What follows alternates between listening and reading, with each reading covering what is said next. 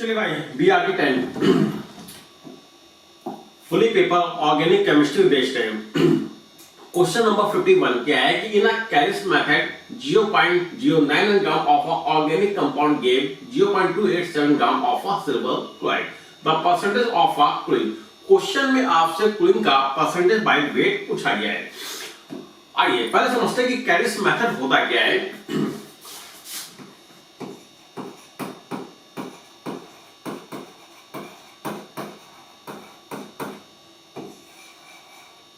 और जो कैरिस मेथड होता है एस्टिमेशन ऑफ लिखेंगे एस्टिमेशन ऑफ हैलोजन। यदि आपको किसी कंपाउंड में हैलोजन का एस्टिमेशन करना है तो हम यूज करते हैं कैरिस मेथड का। कैसे करते हैं? होता क्या है कि हमने यहां पे ले लिया एक यूट्यूब ले लिया, इस यूट्यूब के अंदर ऑर्गेनिक कंपाउंड को हमने डाल दिया भाई। अब हमें पता करना है कि इस ऑर्गेनिक कंपाउंड पे के पास हाइड्रोजन है कि नहीं है। ये आपका हो गया ऑर्गेनिक कंपाउंड हो गया। अच्छा भाई, अब हमने क्या किया, इस यूट्यूब में डाला fumes HO3 plus silver nitrate को डालेंगे। कितना हो गया काम? ठीक है। अब देखिए क्या होगा, यहां पे फ्यूम्स HO3 का काम क्या होता है, ऑर्गेनिक कंपाउंड। बट अगर ऑर्गेनिक कंपाउंड है तो जाहिर सी बात है कि इसके पास कार्बन हो गई होगा। अब यहां पे जो आपने HO3 को लिया है, ये HO3 क्या करेगा कि कार्बन को कार्बन डाइऑक्साइड के फॉर्म में अलग कर देगा। अगर कार्बन है तो कार्बन के साथ हाइड्रोजन भी होगा। ये बेटा जो हाइड्रोजन है वाटर के फॉर्म में अलग हो जाएगा। ठीक है। अच्छा भाई, अगर ऑर्गेनिक कंपाउंड के पास हाइड्रोजन है, अगर ऑर्गेनिक कंपाउंड के पास हाइड्रोजन है तो बेटा आएगा सिल्वर नाइट्रेट आएगा। ये सिल्वर नाइट्रेट क्या करेगा कि सॉल्यूशन में सिल्वर हैलाइड को प्रेसिपिटेट कर देगा। ये क्या हो जाएगा, प्रेसिपिटेट हो जाएगा और यहां से आपका हाइड्रोजन अलग हो जाएगा। अब यहां पे जो हैलाइड होता है ये Cl हो सकता है, Br हो सकता है या आयोडीन हो सकता है। ठीक है। चलिए भाई, ये होता है कैरिस मेथड होता है। अब क्वेश्चन में चलते हैं। क्वेश्चन क्या कह रहा है? क्वेश्चन कह रहा है कि हमारे पास कोई एक ऑर्गेनिक कंपाउंड है भाई, एक ऑर्गेनिक कंपाउंड है। इस ऑर्गेनिक कंपाउंड का जो वेट आपको दिया गया है, कितना दिया गया है, 0.099 ग्राम इसका आपको वेट दिया गया है। अच्छा भाई, हमने इसके ऊपर डाला सिल्वर नाइट्रेट को डालेंगे। बेटा जब आप सिल्वर नाइट्रेट को डालोगे तो यहां पे AgCl प्रेसिपिटेट हो रहा है। इसका मतलब कि ऑर्गेनिक कंपाउंड के पास Cl है। जब ये सॉल्यूशन AgCl जाके प्रेसिपिटेट होगा। अब यहां पे जो AgCl प्रेसिपिटेट हुआ है 0.287 ग्राम प्रेसिपिटेट हुआ। तो बताइए Cl का परसेंटेज बाय वेट क्या होगा। क्वेश्चन में आपसे क्लोरीन का परसेंटेज बाय वेट पूछा गया है, तो सिंपली आप फॉर्मूला अप्लाई करेंगे, percentage by weight of chlorine equal to chlorine का atomic mass 35.5 upon divided by molecular mass AgCl 143.5 multiply कर देंगे weight of AgCl upon weight of organic compound. अच्छा भाई, यहां पे आप परसेंटेज बाय वेट निकाल रहे हैं तो 100 से करेंगे, मल्टीप्लाई करेंगे, तो बेटा यहां पे क्लोरीन का परसेंटेज बाय वेट आ जाएगा। अब आपको सिंपली यहां पे वैल्यू पुट अप करनी है। 35.5 किसका होगा एटॉमिक मास, क्लोरीन हो जाएगा, upon 143.5 into wait of AgCl आपको दिया गया है 0.287 divided by weight of organic compound 0.09 into 100। इसको सॉल्व करेंगे तो आपका परसेंटेज बाय वेट आ जाएगा approx 71.7 gram. Second the right answer हो जाएगा भाई। ठीक है, चलिए आगे बढ़ते हैं क्वेश्चन नंबर 52 पे। The correct sequence of bond enthalpy carbon to hydrogen. बेटा हमें कार्बन टू हाइड्रोजन की बॉन्ड एंथैल्पी बतानी है। भाई यहां पे आपने देखा कि हैलाइड के केस में ड्रॉन द ग्रुप आर तो बॉन्ड साइज इंक्रीज करेगी। अगर बॉन्ड साइज इंक्रीज करेगी तो बॉन्ड की जो स्ट्रेंथ है वो डिक्रीज कर जाएगी। अगर बॉन्ड की स्ट्रेंथ डिक्रीज करेगी तो बेटा यहाँ पे जो एंथैल्पी वो क्या हो जाएगी, डिक्रीज कर जाएगी। तो आंसर क्या हो जाएगा, थर्ड। नेक्स्ट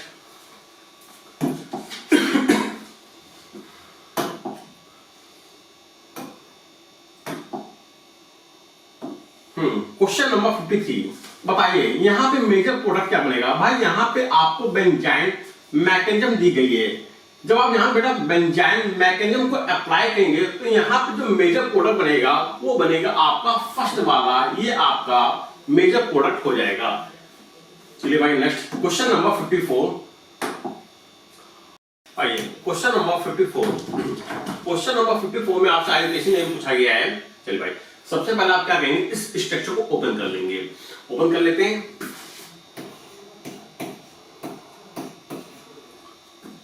बाइस वाले कार्बन लगा OH लगा है, ठीक है, CH2 COOH ये लगा। आईयूपीएसी नेम करनी है, ठीक है। आईयूपीएसी नेम करने का जो पहला रूल होता है ये कार्बन की लंबी लंबी चेन छांटो। तो भाई यहाँ पे आप देखो कि आपको 5 कार्बनों की चेन मिलेगी। बेटा यहाँ पे 5 कार्बनों की चेन मिल रही है। अब इस क्वेश्चन में 2 फंक्शनल ग्रुप लगे हैं, एक लगा है अल्कोहल और दूसरा लगा है कार्बोक्सिलिक एसिड लगा है। तो सीनियरिटी के आधार पे जो कार्बोक्सिलिक एसिड होता है वो सीनियर होगा और अल्कोहल हो जाएगा सबस्टिट्यूएंट हो जाएगा। पहली बात। दूसरी बात यहाँ पे कि नंबरिंग आप वहां करेंगे जहां से आपका सीनियर फंक्शनल ग्रुप पास पड़ेगा। तो नंबरिंग बेटा होगी इसकी यहां से होगी 1 2 3 4 5। 5 कार्बनों का रूट वर्ड हो जाएगा पेंट प्लस एन। अब 4 पे लग गया हाइड्रोक्सी, तो 4 हाइड्रोक्सी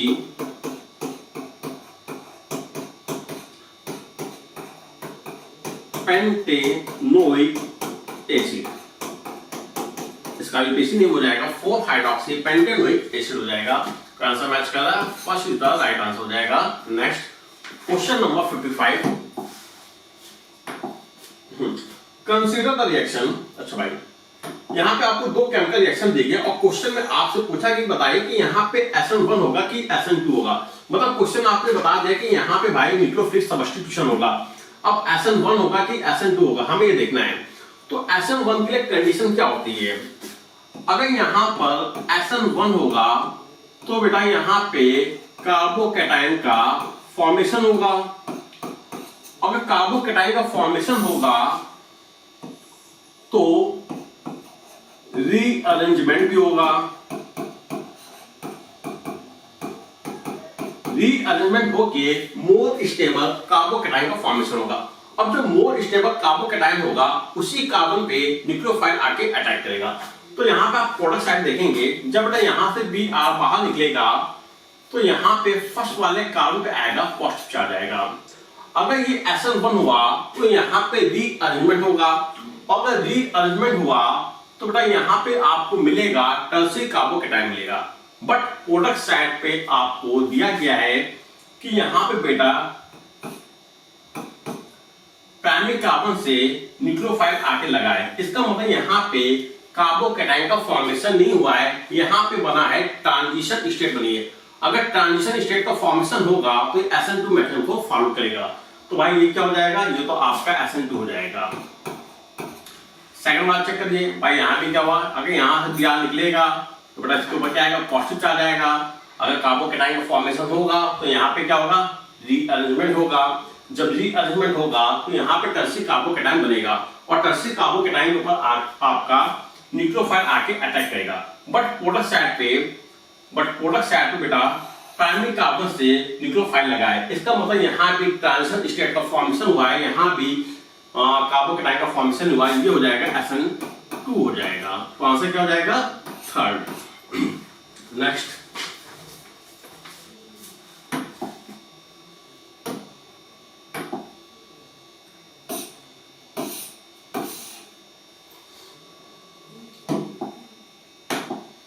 चलिए भाई IUPAC ने बताइए इसका क्या होगा। क्या क्या लगा यहाँ पे? साइनाइड लगा, अल्कोहल लगा। भाई साइनाइड हमारा होता है सीनियर फंक्शनल ग्रुप होता है, तो बड़ा नंबर तो यही से होगी, 1 2 3 4 5 और 6 हो जाएगा। अब बेटा यहाँ पे जो H लगाइए वह करेगा एज अ सब्स्टिट्यूएंट के देखिए काम करेगा, तो उसका IUPAC नेम हो जाएगा 2 पे लगा ब्रोमो और 5 पे लगा हाइड्रोक्सी, बट IUPAC नेम हो जाएगा 2 ब्रोमो 5 हाइड्रोक्सी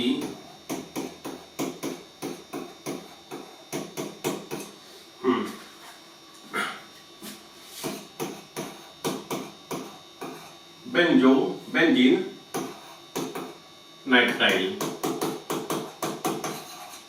आइए कोई आंसर मैच कर रहा है? 2 bromo 5 hydroxy benzonitrile. Yes, second is the right answer हो जाएगा। आइए बोलते हैं question number 57। The estimation of a sulfur organic compound on heating with a concentration HO3।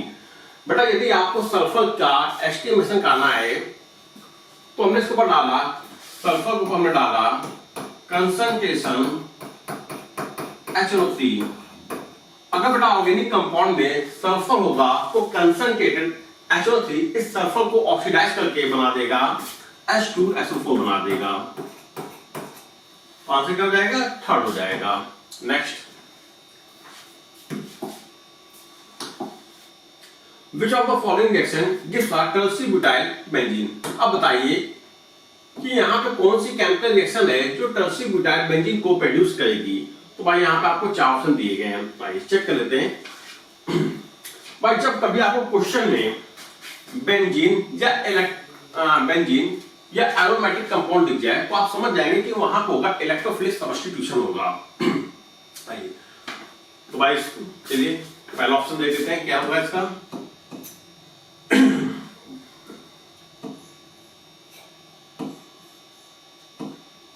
ये आपको दिया गया है और साथ में आपको दिया गया है टर्सिब्यूटाइल क्लोराइड दिया गया है।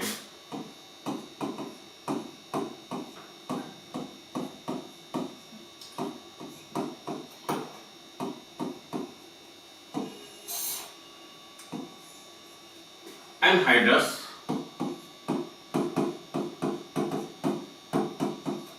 AlCl3। बेटा ये कहलाता है, ये होता है लुईस एसिड होता है। इनका काम क्या होता है? देखिए होता क्या है कि जो लुईस एसिड होते हैं इलेक्ट्रॉन डेफिशिएंट होते हैं। अब ये इलेक्ट्रॉन डेफिशिएंट होने के कारण अपने ऑक्टेट को पूरा करना चाहते हैं। अब ये अपने ऑक्टेट को कैसा पूरा करेंगे? तो होगा क्या बेटा कि यहाँ पे जो एनहाइड्राइड एल्यूमिनियम ट्राइक्लोराइड है ये बेटा जाके इस कंपाउंड को अटैक करेगा और यहाँ से Cl- को लेके अलग हो जाएगा। जब बेटा टर्सिक्लोराइड में से Cl- अलग होगा तो यहाँ पे बनेगा मोर स्टेबल कार्बोकेटाइन बन जाएगा। तो यहाँ पे बन जाएगा टर्सी कार्बोकेटाइन का फॉर्मेशन होगा। अच्छा भाई अब यहाँ पे आपका न्यूक्लियोफाइल जनरेट हो गया है। अब ये न्यूक्लियोफाइल क्या करेगा? जाके इस बेंजीन रिंग के ऊपर करेगा, अटैक करेगा। बेंजीन रिंग के पास पाई बॉन्डेड इलेक्ट्रॉन होते हैं। जैसे पॉजिटिव चार्ज स्पेसिस को देखेगा तो इसका पहला एक पाई बॉन्ड किसी एक कार्बन के ऊपर शिफ्ट हो जाएगा, इसमें आएगा नेगेटिव चार्ज और इसके बगल में आ जाएगा पॉजिटिव चार्ज आ जाएगा। अच्छा भाई अब यहाँ पे क्या होगा? फर्स्ट स्टेप में जो इलेक्ट्रोफाइल है वो जाके नेगेटिव पे करेगा, अटैक करेगा।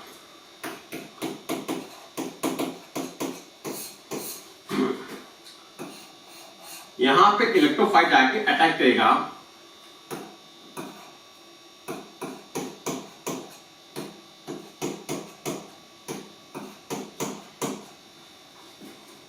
इस प्रकार से अब भाई हुआ क्या? ये पहले एक अच्छा खासा एरोमेटिक स्टेबलाइज था, बट जब जाके इलेक्ट्रोफाइल ने अटैक किया तो बेटा इसकी जो एरोमेटिसिटी थी वो डिक्रीज कर गई। अब यहां पे होगा क्या? सेकंड स्टेप में क्या होगा? बस पे ऊपर क्या आ गया? पॉजिटिव चार्ज आ गया।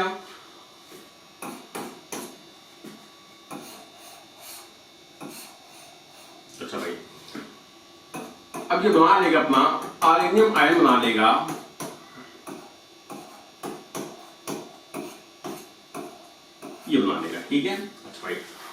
सेकंड स्टेप में क्या होगा कि जो ओल्ड इलेक्ट्रोफाइल होगा वो बाहर निकलेगा।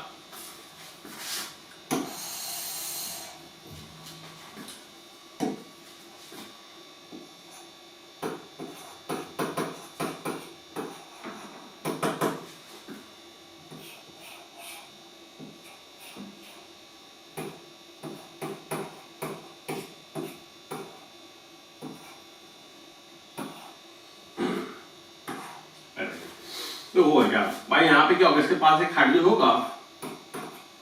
अब यहाँ पे क्या हो गया, यहाँ मिलेगा AlCl4 मिलेगा। अब बेटा हाइड्रोजन क्या करेगा, अपने दोनों इलेक्ट्रॉन को छोड़ के इसका बाहर निकल जाएगा HCl के फॉर्म में। बेटा HCl के फॉर्म में बाहर निकल जाएगा और वापस से एरोमेटिक स्टेबलाइज हो जाएगा।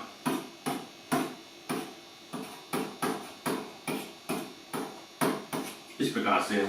तो यहाँ पे आपने देखा कि आपको टर्शियरी ब्यूटाइल बेंजीन का फॉर्मेशन होगा फर्स्ट ऑप्शन में। सेकंड ऑप्शन में क्या होगा कि बेटा यहाँ मोस्ट स्टेबल कार्बोकेटाइन का फॉर्मेशन होगा। ये पाई बॉन्ड इस कार्बन पे शिफ्ट होगा तो बेटा इसके जस्ट बगल वाले कार्बन पे आएगा, पॉजिटिव चार्ज आएगा। तो फर्स्ट स्टेप में क्या होगा कि यहाँ से इलेक्ट्रोफाइल आके अटैक करेगा। अब बेटा इलेक्ट्रोफाइल कहाँ पे अटैक करेगा, जिस कार्बन पे नेगेटिव चार्ज होगा। तो बेटा यहाँ से इलेक्ट्रोफाइल आएगा, इस वाले कार्बन पे अटैक करेगा, तो यहाँ से आपको टर्शियरी कार्बोकेटाइन का फॉर्मेशन होगा। अब ये टर्शियरी कार्बोकेटाइन क्या करेगा, टर्शियरी कार्बोकेटाइन जाएगा और बेंजीन पे अटैक करेगा और आपको टर्शियरी बेंजीन प्रोड्यूस करेगा। ठीक है, सेकंड भी बिल्कुल सही है। थर्ड वाला ऑप्शन को चेक कर लेते हैं, tertiary butyl alcohol.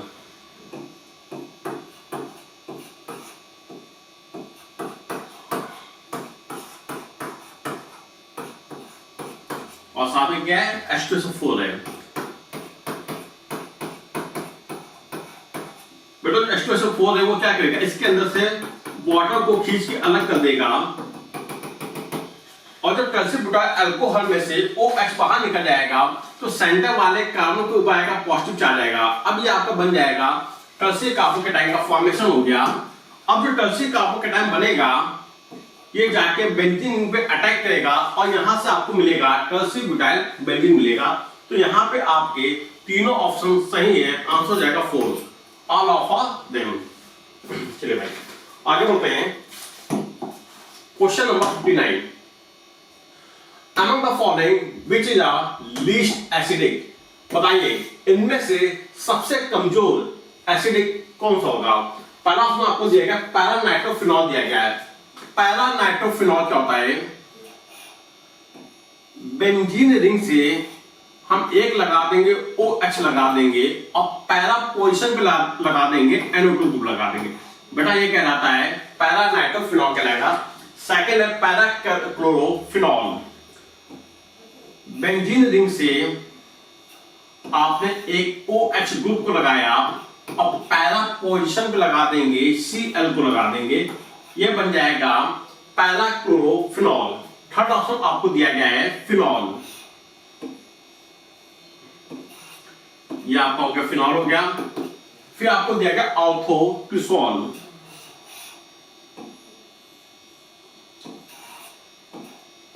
Ortho position लगा देंगे एक मिथाइल ग्रुप लगा देंगे। अब क्वेश्चन पूछा कि बताइए इनमें से सबसे कम एसिडिक कौन होगा। भाई देखिए यहां पे लगा N2 लगा है, जो N2 होता है ये -R इफेक्ट को शो करता है।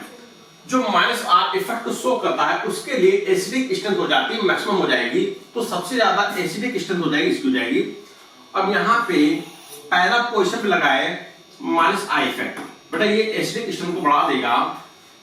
और सबसे लास्ट में लगा है मिथाइल, जो मिथाइल होगा ये +R इफेक्ट को शो करेगा और एसिडिक स्ट्रेंथ को कर देता है डिक्रीज कर देगा। तो सबसे लीस्ट एसिडिक होगा orthocresol. Fourth is the right answer हो जाएगा। आइए आगे बढ़ते हैं।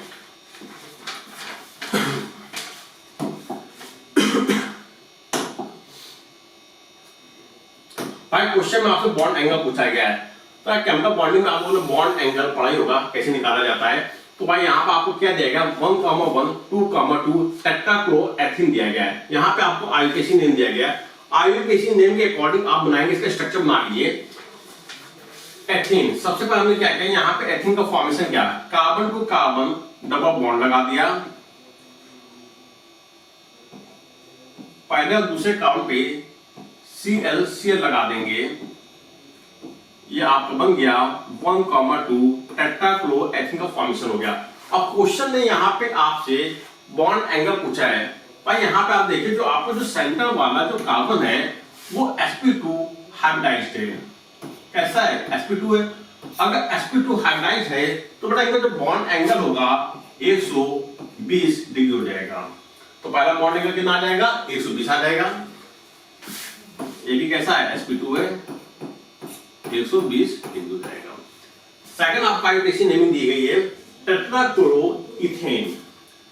कार्बन की 4 वैलेंसी, चारों वैलेंसी से आप लगा देंगे Cl को लगा देंगे और ये बन जाएगा टेट्राक्लोरोमीथेन। बेटा यहाँ पे जो सेंटर वाला जो कार्बन है इसका जो हाइब्रिडाइजेशन होगा वो होगा sp3 होगा। अगर हाइब्रिडाइजेशन sp3 है तो बॉन्ड एंगल होगा 109.5 डिग्री हो जाएगा। तो आंसर हो जाएगा फर्स्ट। Next question number 61।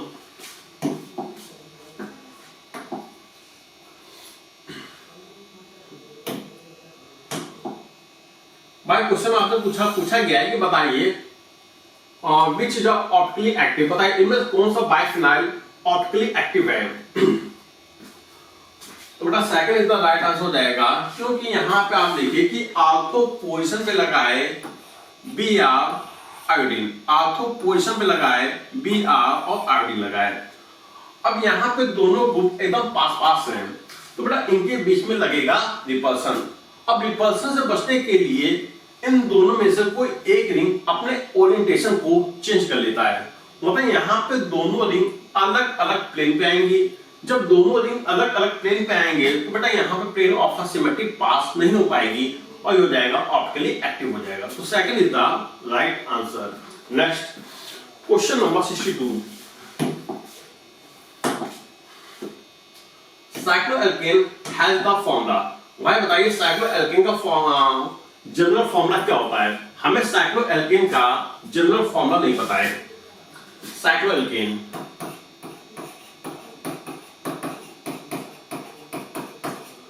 भाई साइक्लोएल्केन का मतलब होगा कि इसके पास कोई एक रिंग होगी। अगर इसके पास कोई एक रिंग होगी तो बेटा इसका जो डिग्री ऑफ अनसैचुरेशन है वो कितना हो जाएगा? 1 हो जाएगा। अच्छा भाई क्या हम साइक्लोएल्केन के स्थान पे हम एल्कीन को ले सकते हैं? बिल्कुल ले सकते हैं भाई। एल्कीन के पास भी एक पाई बॉन्ड होता है ना, तो इसका डिग्री ऑफ अनसैचुरेशन कितना हो जाएगा? 1 हो जाएगा।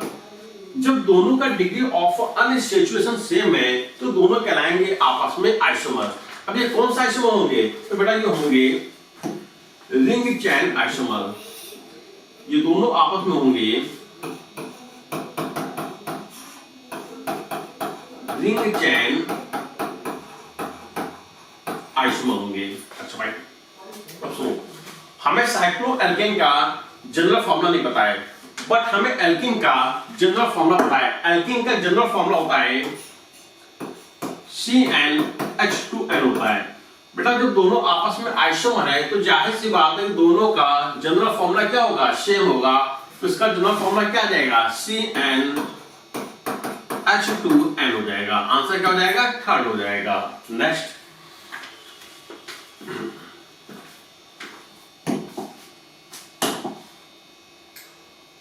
The structure of a 2R3S dibromocyanamic acid। भाई हमें यहाँ पे एब्सोल्यूट कॉन्फ़िगरेशन करना है। अब एब्सोल्यूट कॉन्फ़िगरेशन कैसे करते हैं? तो आप यहाँ पे अप्लाई करेंगे एब्सोल्यूट कॉन्फ़िगरेशन। बेटा एब्सोल्यूट कॉन्फ़िगरेशन कह लो या RS नॉमेनक्लेचर कह लो, बात एक ही है। अब क्वेश्चन ये उठा कि RS नॉमेनक्लेचर हम कैसे करते हैं? तो भाई RS नॉमेनक्लेचर करने के लिए कुछ नियम होते हैं। पहला नियम क्या होता है कि वहां पे ऑर्गेनिक कंपाउंड में जितने भी एलिमेंट या एटम आपको दिए गए उन सभी की आप प्योरिटी को डिसाइड करेंगे उनके एटॉमिक नंबर के आधार पे। ठीक है, पहले डिसाइड करते हैं। इसका जो आंसर होगा 4 होगा। चलिए भाई मैं 4 वाले को डिस्कस कर दे रहा हूं। सबसे पहले हमने क्या किया कि यहाँ पे जितने भी एटम इन सबकी प्रोबेबिलिटी को डिसाइड किया, तो बेटा यहाँ पे ब्रोमीन का एटॉमिक नंबर होगा सबसे ज्यादा, ये हो जाएगा फर्स्ट प्रोबेबिलिटी पे आ जाएगा। सेकंड प्रोबेबिलिटी पे आपका आ जाएगा COOH आ जाएगा। थर्ड प्रोबेबिलिटी पे आपका नीचे वाला ग्रुप आ जाएगा और फोर्थ प्रोबेबिलिटी पे आपका ये आ जाएगा। ठीक है, जो सबसे लोवेस्ट प्रोबेबिलिटी वाला ग्रुप होता है वो मस्ट बी इनवर्ट होना चाहिए, रिंग के अंदर होना चाहिए। बिल्कुल सही है।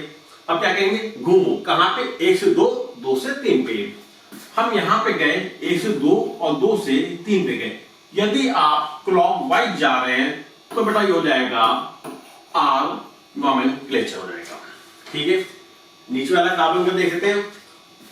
फर्स्ट प्रोबेबिलिटी आप उसको देंगे, सेकंड प्रोबेबिलिटी पे आपका ये आ जाएगा, थर्ड प्रोबेबिलिटी पे आपको ऊपर वाला आ जाएगा और फोर्थ प्रोबेबिलिटी पे आपका हाइड्रोजन आ जाएगा। आप क्या कहोगे, घूमेंगे कहां पे, 1 से 2, 2 से 3 पे। तो यहां पे आप एंटी क्लॉकवाइज जा रहे हैं। यदि आप एंटी क्लॉकवाइज जाएंगे तो हो जाएगा एस नॉमेनक्लेचर हो जाएगा। तो आरएस क्या हो जाएगा, 4 इज द राइट आंसर। आगे बढ़ते हैं, question number 64।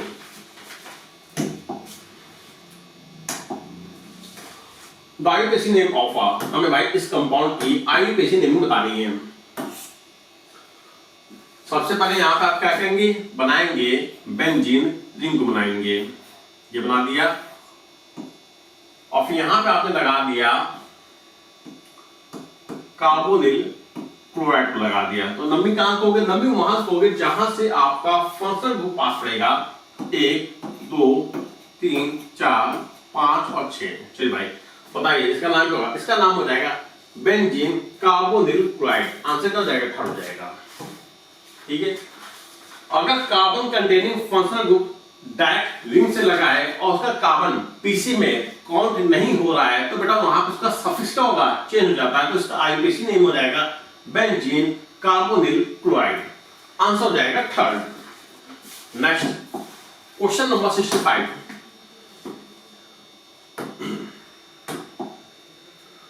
The correct order of increasing reactivity of a carbon to hydrogen bond towards nucleophilic in the following compound। बेटा हमें यहाँ पे कार्बन टू हाइड्रोजन रिएक्टिविटी का ऑर्डर बताना है। आइए चलो भाई देखिए, जब यहां से हाइड्रोजन बाहर निकलेगा तो बेटा यहाँ पे टर्सरी कार्बोकेटाइन का फॉर्मेशन हो जाएगा। ये क्या बनेगा, ये बनाएगा टर्सरी कार्बोकेटाइन बनाएगा। और फोर्थ वाले में जब बेटा यहां से हाइड्रोजन निकलेगा तो इस वाले कार्बन पे आएगा पॉजिटिव चार्ज आएगा जो कि रीअरेंजमेंट होके बना लेगा सेकेंडरी कार्बोकेटाइन का फॉर्मेशन हो जाएगा। तो यहां पे बनेगा आपका सेकेंडरी कार्बोकेटाइन का, हाँ सेकेंडरी बनेगा, सेकेंडरी कार्बोकेटाइन बनेगा। ठीक, अच्छा भाई सो भाई रिएक्टिविटी ऑफ न्यूक्लियोफिलिक, बेटा जो रिएक्टिविटी होती है न्यूक्लियोफाइल की होता है, सबसे ज्यादा होगा एलिफेटिक हैलाइड होगा, उसके बाद होगा एरोमेटिक हैलाइड होगा। तो जाहिर सी बात है इन दोनों की जो रिएक्टिविटी होगी इन दोनों से ज्यादा होगी। तो यहाँ पे जो ऑर्डर आ जाएगा सबसे ज्यादा आएगा थर्ड वाले का, फिर आएगा फोर्थ वाले का। अब हमें फर्स्ट और सेकंड में चेक करना है। तो भाई यहाँ पे लगा है NO2 और NO2 लगा है। अच्छा भाई जो NO2 होते हैं ये -R रेजोनेटिंग इफेक्ट को शो करते हैं जो कि electron with a drawing group होते हैं। चलिए भाई तो यहाँ पे लगा -R इफेक्ट लगा है। तो बेटा यहाँ पे सेकंड वाले की रिएक्टिविटी फर्स्ट वाले से ज्यादा हो जाएगी तो ऑर्डर आ जाएगा सेकंड देन फर्स्ट। ठीक है, चलिए भाई आंसर क्या हो जाएगा इसका, मैच कर रहा है थर्ड फोर्थ सेकंड और फर्स्ट, थर्ड और फोर्थ सेकंड फर्स्ट इधर राइट आंसर हो जाएगा। आगे बढ़ते हैं क्वेश्चन नंबर 66 पे।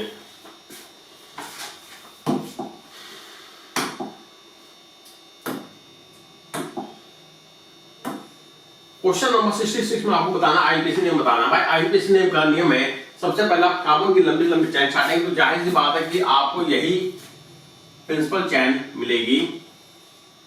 नंबरिंग वहां होगी जहां से आपका सब्स्टिट्यूएंट क्या होगा, पास पड़ेगा। तो बेटा इसकी जो नंबरिंग होगी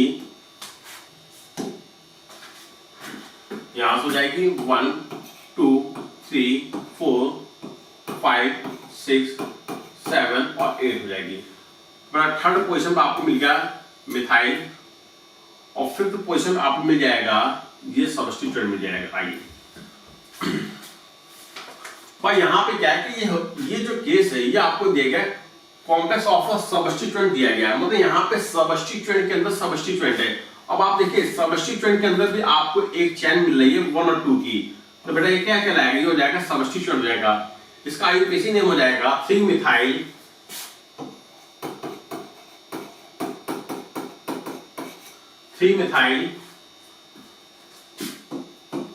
5 1 मिथाइल इथाइल 8 कार्बनों का ऑक्टेन, रूट वर्ड होता है ऑक्टेन होता है। तो बेटा इसका आईयूपीएसी नेम हो जाएगा 3 methyl 5 1 methyl ethyl octane. Second इसका राइट आंसर हो जाएगा। आगे बढ़ते हैं।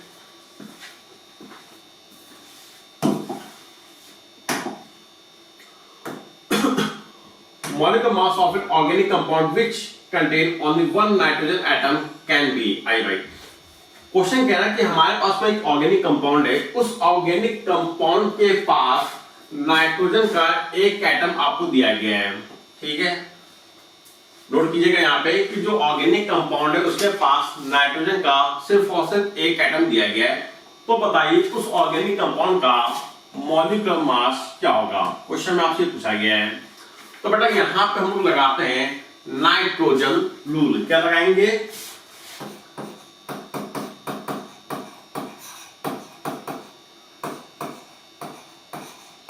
यहां पे हम लोग लगाते हैं नाइट्रोजन रूल लगाते हैं। अब ये नाइट्रोजन रूल होता क्या है, तो होता क्या है कि यहां पे मान लो कोई ऑर्गेनिक कंपाउंड है, बेटा यहां पे कोई ऑर्गेनिक कंपाउंड है और इस ऑर्गेनिक कंपाउंड के पास नाइट्रोजन है।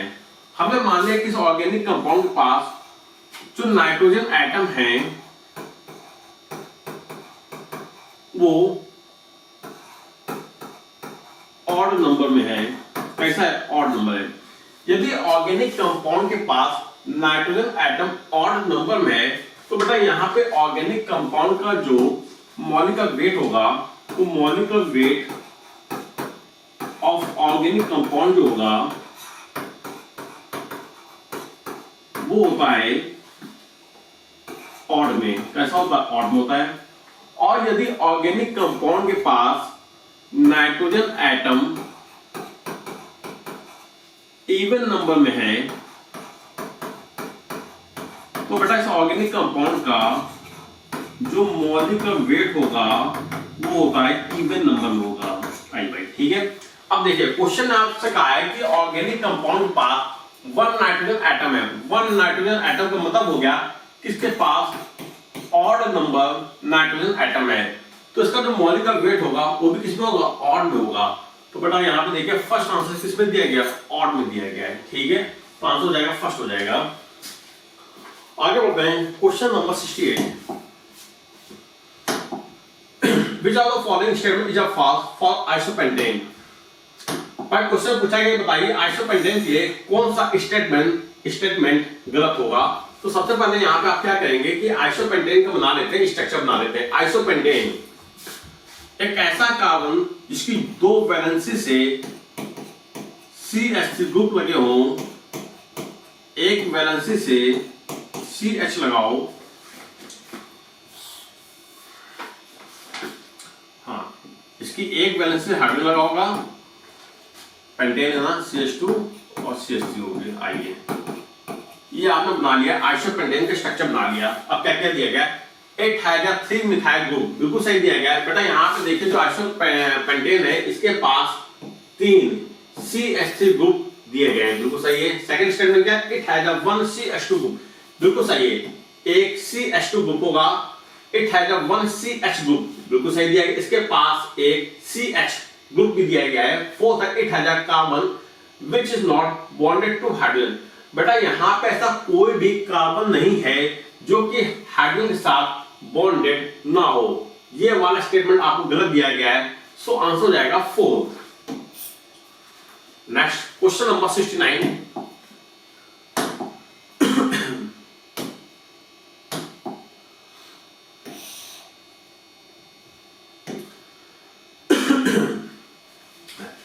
Electro 5 and 2 attack the following. नहीं नेगेटिव चार्ज होगा, ये नेगेटिव है।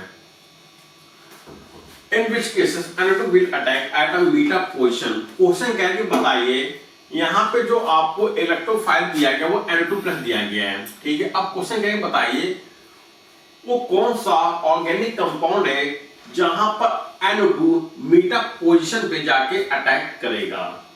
तो भाई यहां पे आपको दिया गया है, देखिए आइए समझते हैं।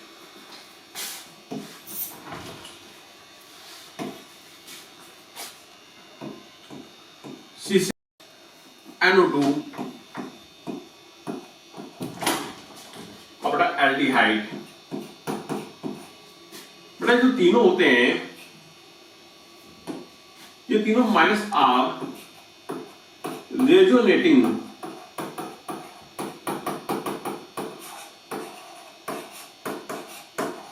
इफेक्ट होते हैं। जो यहाँ पे जो आपके जो तीन जो ग्रुप दिए गए ये माइनस आर रेजोनेटिंग इफेक्ट को शो करते हैं।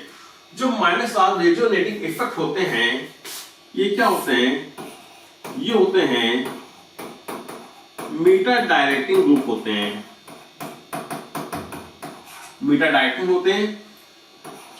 बेटा ये क्या करते हैं कि रिएक्टिविटी ऑफ बेंजीन को, रिएक्टिविटी ऑफ बेंजीन डिक्रीज कर देते हैं। ये क्या करते हैं कि बेंजीन रिंग के अंदर से इलेक्ट्रॉनों को खींच लेते हैं। जब बेंजीन रिंग के अंदर से इलेक्ट्रॉनों को खींच लेते हैं तो बेटा पॉजिटिव, जो पॉजिटिव चार्ज होता है, positive charge at ortho and para position, तो बेटा जो पॉजिटिव चार्ज होता है वो ऑर्थो और पैरा पोजीशन पे आ जाता है। अब यहां पे अटैक करने के लिए आएगा इलेक्ट्रोफाइल आएगा। जो इलेक्ट्रोफाइल होते हैं इनको कौन सा पॉजिटिव चार्ज होता है और पॉजिटिव चार्ज वहां पे अटैक करेगा जहां पे पॉजिटिव चार्ज ना हो। जैसे समझिएगा, मान लो कि हमने यहां पे एक एग्जांपल ले लिया, ये ले लिया, ठीक है। आपने यहां पे लगा दिया NO2 को लगा दिया भाई एग्जांपल के लिए, ठीक है। अब यहाँ पे जो NO2 लगा है ये माइनस आयन इफेक्ट को शो करेगा। ये क्या कहेगा कि बेंजीन रिंग के अंदर से इलेक्ट्रॉनों को खींच लेगा। जब बेंजीन रिंग के अंदर से इलेक्ट्रॉनों को खींचेगा तो बेटा पाई बॉन्ड टूट के यहाँ पे शिफ्ट हो जाएगा और ये पाई बॉन्ड ऑक्सीजन पे चला जाएगा। अच्छा भाई, जब पाई बॉन्ड ऊपर शिफ्ट हो जाएगा तो बेटा ऑर्थो वाले पे आ जाएगा, पॉजिटिव चार्ज आ जाएगा, ऑर्थो पोजीशन पे पॉजिटिव चार्ज आएगा। अब ये पाई बॉन्ड टूटेगा और टूट के यहाँ पे शिफ्ट हो जाएगा तो बेटा यहाँ पे पैरा पोजीशन पे आ जाएगा, पॉजिटिव चार्ज आएगा। अब ये पाई बॉन्ड टूट के यहाँ पे शिफ्ट होगा तो बेटा ऑर्थो पोजीशन पे पॉजिटिव चार्ज आ जाएगा। मतलब कुल मिला के आपने देखा जब कोई minus are effect benzene ring से लग जाता है तो ऑर्थो और पैरा पोजीशन पे पॉजिटिव चार्ज आता है। अब यहाँ पे आया न्यूक्लियोफाइल अटैक करने के लिए आया, सॉरी इलेक्ट्रोफाइल। अब यहां पे इलेक्ट्रोफाइल अटैक करने के आएगा, L2 आ गया भाई। ये क्या इलेक्ट्रोफाइल है, इसको इलेक्ट्रॉनों की चाहत होगी। अब ये कहां पे अटैक करेगा, अब ये वहां पे अटैक करेगा जहां पे पॉजिटिव चार्ज ना हो। ये ऑर्थो पोजीशन पे अटैक नहीं कर पाएगा, ना तो पैरा पे कर पाएगा, क्योंकि यहां पे लगेगा रिपल्सन। तो बेटा अटैक करेगा जाके मीटा पोजीशन पे अटैक करेगा। कहां पे करेगा, मीटा में अटैक करेगा। तो कहलाते हैं मीटा डायरेक्टिंग ग्रुप कहलाते हैं। तो आंसर क्या हो जाएगा, फर्स्ट, सेकंड और थर्ड, ठीक है। चलिए भाई आगे बढ़ते हैं। क्वेश्चन नंबर 17,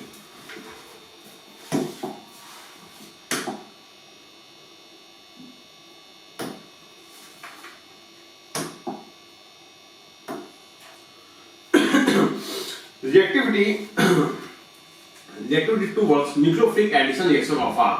भाई यहाँ पे क्वेश्चन में आपसे न्यूक्लियोफिलिक एडिशन बात चल रही है। चलिए भाई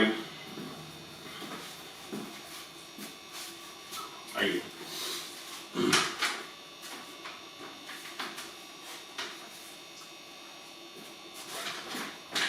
चलिए आइए यहाँ पे देखते हैं। हम लोग पहले देखेंगे कि reactivity of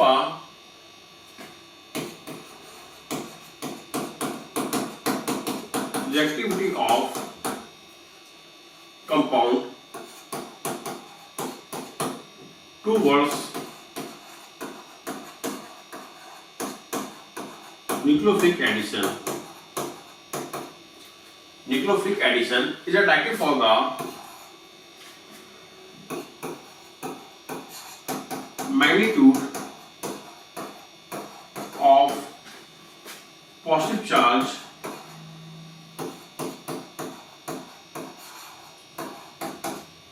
on carbonyl compound. Carbonyl compound is attractive for the minus I minus R inverse to the plus I plus R. ये होता है, ठीक है। तो इसको समझाते होता किसे, देखिए भाई जो कार्बोनिल कंपाउंड होते हैं ये न्यूक्लियोफिलिक एडिशन करवाते हैं। अब ये कैसे करवाएंगे,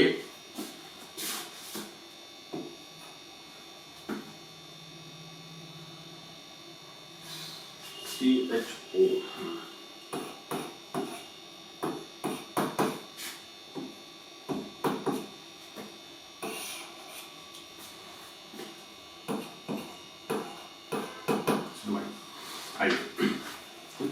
यहाँ पे न्यूक्लियोफिलिक एडिशन होगा। अब ये न्यूक्लियोफिलिक एडिशन कैसे होगा कि यहाँ पे जो पाई बॉन्ड है ये पाई बॉन्ड बेटा इस ऑक्सीजन पे शिफ्ट हो जाएगा। जब पाई बॉन्ड ऑक्सीजन पे शिफ्ट होगा तो बेटा इस ऑक्सीजन पे चार्ज आएगा, पास में नेगेटिव चार्ज आएगा और बेटा इस वाले कार्बन पे आएगा चार्ज आएगा, पास में पॉजिटिव चार्ज आएगा। अब यहाँ पे न्यूक्लियोफाइल अटैक करने के लिए आएगा। बेटा न्यूक्लियोफाइल जो होते हैं ये इनके पास इलेक्ट्रॉन अधिक मात्रा में होते हैं, इनको चार्ज होती है प्रोटॉन लवल होते हैं। कैसे होते हैं, ये होते हैं प्रोटॉन लवल होते हैं। तो भाई जाहिर सी बात उसको पॉजिटिव चार्ज की चाहत होगी। अब वाला न्यूक्लियोफाइल जो आएगा ये बेटा आके इस पॉजिटिव चार्ज स्पेसिस के ऊपर आके अटैक करेगा। भाई सुनो भाई, कार्बोनिक कंपाउंड पे magnitude of a positive charge जितना ज्यादा होगा न्यूक्लियोफिल का अटैक उतना ज्यादा होगा, ठीक है। अब यहाँ पे क्या था, इसके पास पॉजिटिव चार्ज था, इसने आके अटैक किया। सेकंड वाला ऑप्शन देखेंगे आप, ये हो गया आपका फर्स्ट ऑप्शन हो गया। सेकंड वाले ऑप्शन में देखिएगा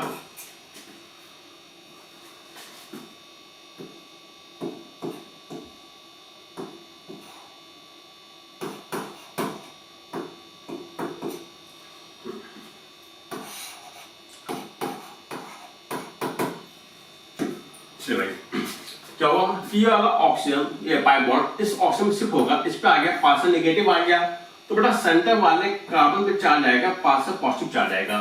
अब न्यूक्लियोफाइल आके अटैक इस सेंटर वाले कार्बन पे आके अटैक करेगा, ठीक है। पर यहाँ पे आपने देखा कि यहाँ पे लगा एक मिथाइल ग्रुप लगा है।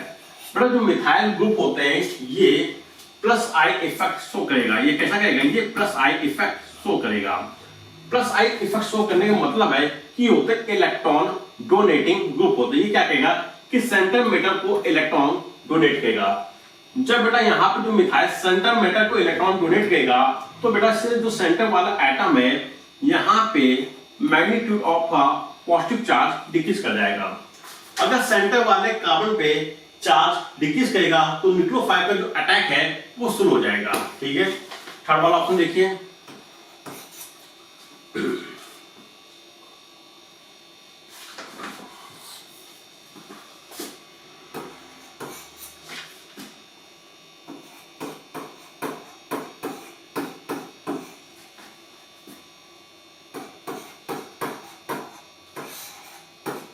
न्यूक्लियोफाइल आ गया, अटैक करने के लिए आया। ये बॉन्ड यहाँ पे शिफ्ट होगा, इसका आगे पार्शियल नेगेटिव आएगा, इस पे क्या आएगा, पार्शियल पॉजिटिव चार्ज आएगा। अब बेटा न्यूक्लियोफाइल आके अटैक करेगा। बट यहाँ पे देखिए कि यहाँ पे दो मिथाइल ग्रुप लगे हैं। और बेटा जो मिथाइल ग्रुप होते हैं वो क्या होता है, इलेक्ट्रॉन डोनेटिंग ग्रुप होते हैं। ये दोनों अपने इलेक्ट्रॉनों को सेंटर मेटल पे डोनेट करेगा। जब सेंटर मेटल पे इलेक्ट्रॉन को डोनेट करेगा तो बेटा सेंटर मेटल का जो पॉजिटिव चार्ज वो डिक्रीज कर जाएगा।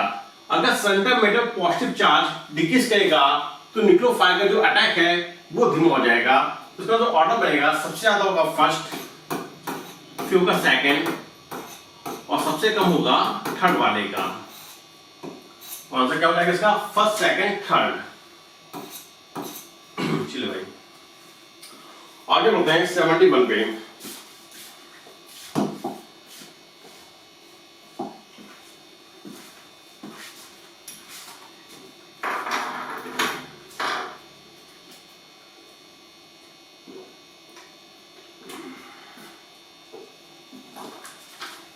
चलो 71 क्या है? An aromatic compound among the other thing should have a pi electron cloud containing electron where n cannot be। आइए, एरोमेटिक कंपाउंड, अगर कोई एरोमेटिक कंपाउंड है तो उसकी कुछ कंडीशन होती हैं। क्या कंडीशन होती हैं? पहली बात तो कि अगर एरोमेटिक कंपाउंड है तो भैया साइक्लिक होना चाहिए,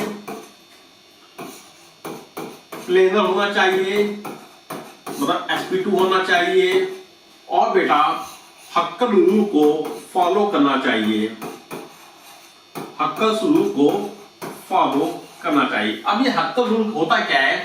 हक्कल रूल होगा 4n + 2 = number of delocalized pi electron। 4n + 2 = number of delocalized pi electron, जिसको इन्होंने n से डिनोट किया है। बेटा यहाँ पे जो n होते हैं ये ऑलवेज इंटीजर होते हैं। कैसे होते हैं? इंटीजर होते हैं, मतलब हमेशा होल नंबर में होंगे। इनकी वैल्यू 0 हो सकती है, 1 हो सकती है, 2 हो सकती है, 3 हो सकती है, 4 हो सकती है, कुछ भी हो सकती है। हमेशा इंटीजर होंगे, कभी भी फ्रैक्शन में नहीं हो सकते हैं। तो यहाँ पे क्या पूछा गया? Can not be first. ये बेटा फ्रैक्शन में नहीं हो सकते हैं, आंसर जाएगा फर्स्ट। आगे बढ़ते हैं, question number 72। Which of the following pair of a compound are enantiomer? भाई enantiomer की कंडीशन क्या होती है? मिरर इमेज तो बने बट सुपर इम्पोज ना हो। मिरर इमेज बनेगी बट सुपर इम्पोज ना हो। तो भाई यहाँ पे देखिए सेकंड वाला ऑप्शन आप देखेंगे, second is the right answer हो जाएगा। जब आप यहाँ पे मिरर लगाएंगे तो इसके जस्ट मिरर इमेज बन रही है बट नॉन सुपर इम्पोज हो रही है। यस, सेकंड इज enantiomer हो जाएगा। Next,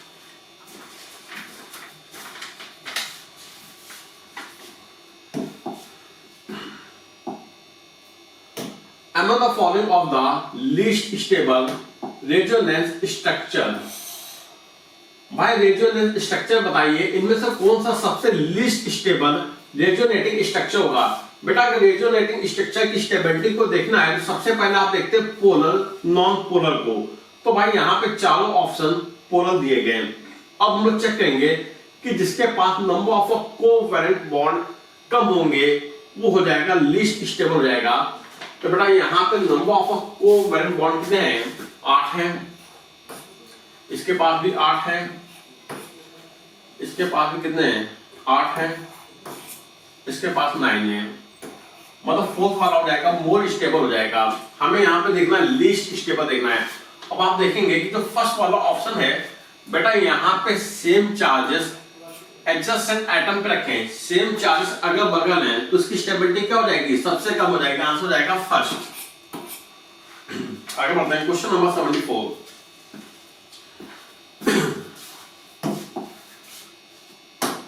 question number 74।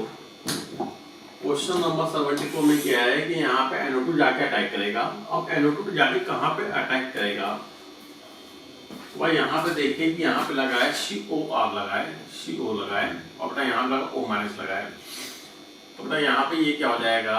ये +R इफेक्ट शो करेगा और ये -R इफेक्ट को शो करेगा। जो +R इफेक्ट शो करेगा ये क्या करेगा कि ऑर्थो और पैरा पोजीशन पे इलेक्ट्रॉनों की डेंसिटी को बढ़ा देगा। तो यहाँ पे ऑर्थो और पैरा पोजीशन में इलेक्ट्रॉन की डेंसिटी को बढ़ा देगा। अब जो इनकमिंग इलेक्ट्रोफाइल है वो ऑर्थो पोजीशन में आके अटैक कर सकता है और पैरा पोजीशन में भी आके अटैक कर सकता है।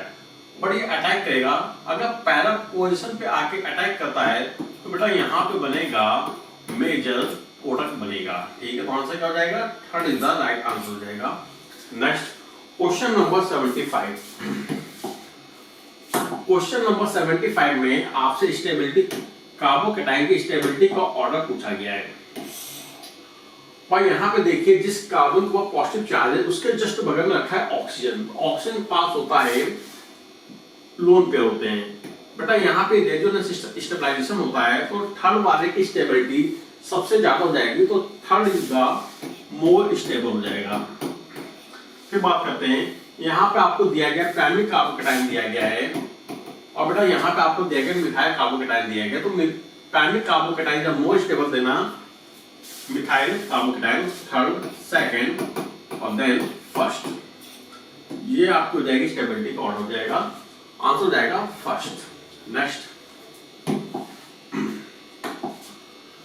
Para nitrotoluene on further nitration gives.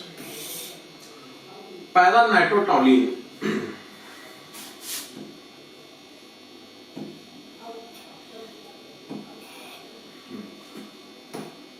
ये बना दिया हमने, टॉलिन बना दिया और पैरा पोजीशन पे लगा दिया नाइट्रो। बेटा पैरा पोजीशन पे लग गया, नाइट्रो लग गया।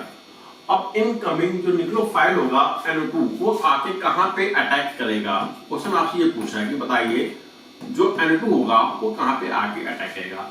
भाई देखिए यहाँ पे जो मिथाइल ग्रुप लगा है बेटा, ये +R इफेक्ट को शो करता है, +R रेजोनेटिक इफेक्ट को शो करेगा।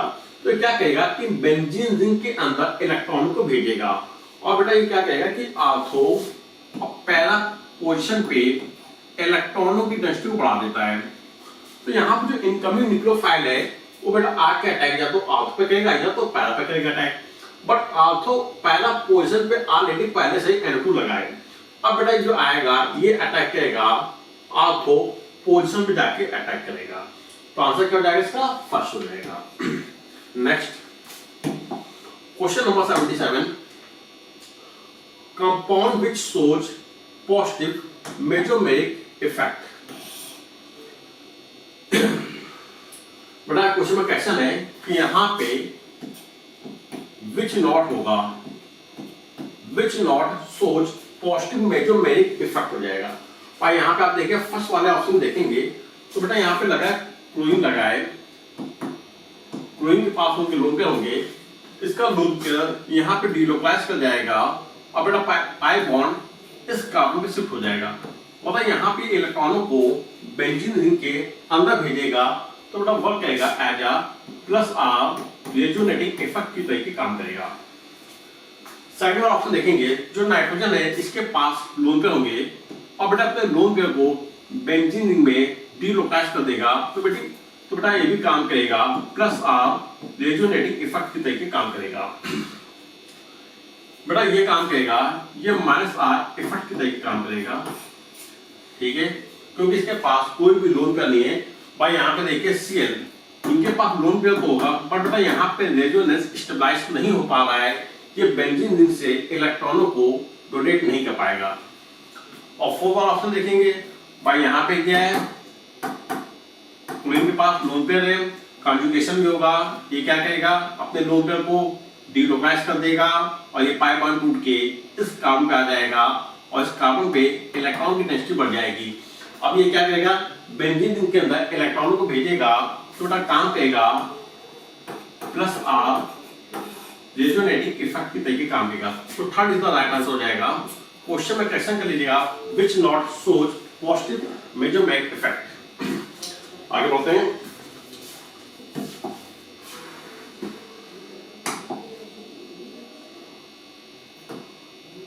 The most common type of reaction in a aromatic compound। बेटा जो एरोमेटिक कंपाउंड की जो मोस्ट कॉमन रिएक्शन होती है वो होती है इलेक्ट्रोफिलिक सब्स्टिट्यूशन होता है। क्या होता है, इलेक्ट्रोफिलिक सब्स्टिट्यूशन होती है। Next, question number 79, chromatography is used for the purification of a chromatography का हम यूज करते हैं सॉलिड, लिक्विड और गैसेस तीनों के लिए यूज किया जाता है। ऑप्शन हो जाएगा 4। क्रोमेटोग्राफी का जो यूज किया जाता है सॉलिड, लिक्विड और गैस तीनों में यूज किया जाता है, आंसर हो जाएगा 4 हो जाएगा। क्वेश्चन नंबर 80,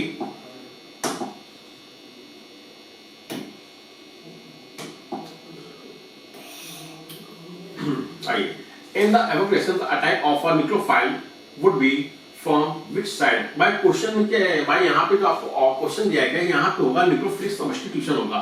अब बेटा यहाँ पे न्यूक्लियोफिलिक सब्स्टिट्यूशन कौन सा होगा ये हमें देखना है। आइए भाई यहाँ पे देखिए जो आपको रीजन दिया गया है ये आपको स्ट्रॉन्ग बेस दिया गया है। ये कैसा है?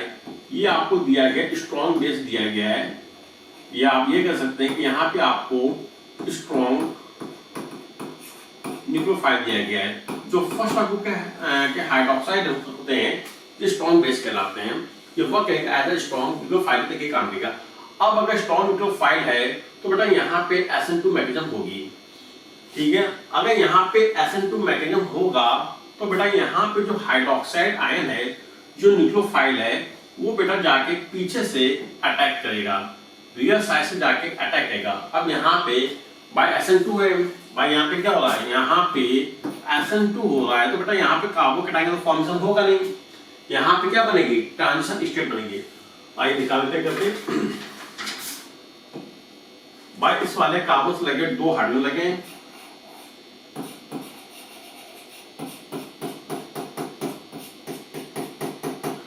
एक हाइड्रोजन हो गया और एक लगा Cl लगा है और यहाँ पे क्या लगा इससे?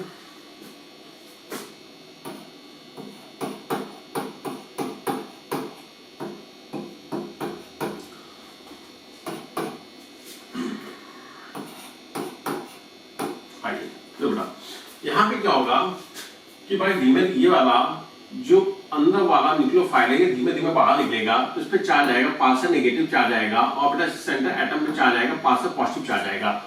अब ये क्या करेगा? ये स्ट्रॉन्ग न्यूक्लियोफाइल है, स्ट्रॉन्ग न्यूक्लियोफाइल Cl- का निकलने का वेट नहीं करेगा, ये बेटा क्या करेगा? जाके पीछे से अटैक कर देगा। तो यहाँ पे जो अटैक होगा रियल साइड से अटैक हो जाएगा।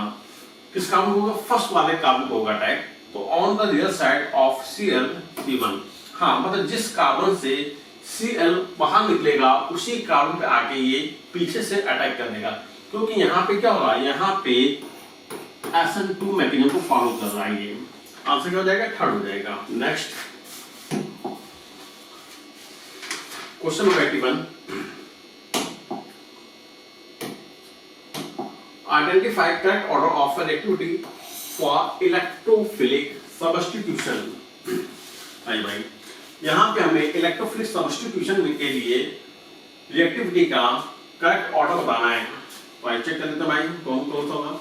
भाई यहाँ पे क्या हो रहा है? इलेक्ट्रोफिलिक सब्स्टिट्यूशन हो रहा है, मतलब यहाँ पे इलेक्ट्रोफाइल आके अटैक करेगा। अच्छा भाई तो भाई यहाँ पे देखिए क्या लगा है? यहाँ पे लगा है +R लगा है, फिर मिथाइल लगा है, ये भी क्या है? +I फिक्स करेगा।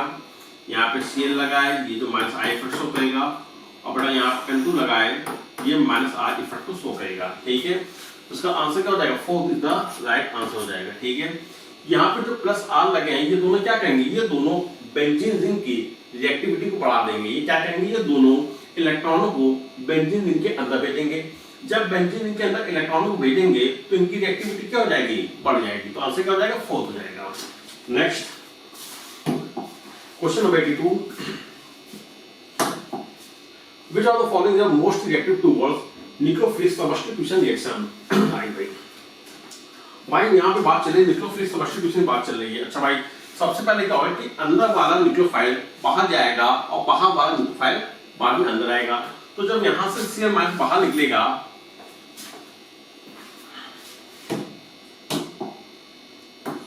भाई जब यहाँ से Cl- बाहर निकलेगा तो बेटा इस कार्बन को पाएगा पॉजिटिव चार्ज आएगा।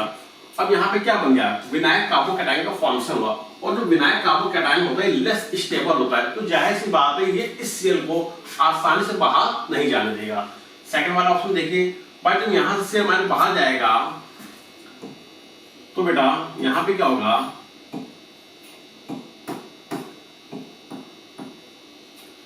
बेंजीन के ऊपर पॉजिटिव चार्ज आ जाएगा, जो विनायक कार्बोकैटायन स्टेबलाइज हो जाएगा। बेटा इसकी स्टेबिलिटी क्या हो जाएगी? डिक्रीज कर जाएगी। थर्ड वाला ऑप्शन देखेंगे जब यहाँ से Cl- बाहर जाएगा तो इस वाले कार्बन पे कैसा आ रहा है? पॉजिटिव चार्ज आ रहा है। जिस कार्बन ने पाई बॉन्ड बनाया उसी कार्बन के ऊपर पॉजिटिव चार्ज है, ये क्या हो जाएगा? लेस स्टेबल हो जाएगा। फोर्थ वाला ऑप्शन देखेंगे जब बेटा यहाँ से Cl- बाहर निकलेगा तो बेटा इस वाले कार्बन के ऊपर आएगा पॉजिटिव चार्ज आएगा। जब इस वाले कार्बन के ऊपर पॉजिटिव चार्ज आएगा तो बेटा बनेगा एलायनिक कार्बोकैटायन बनाएगा। और जो एलायनिक कार्बोकैटायन होता है ये अच्छा खासा एक स्टेबल कार्बोकैटायन होता है। तो जाहिर सी बात है यहाँ पे रिएक्टिविटी बहुत तेजी से होगी, तो आंसर हो जाएगा 4 हो जाएगा। Next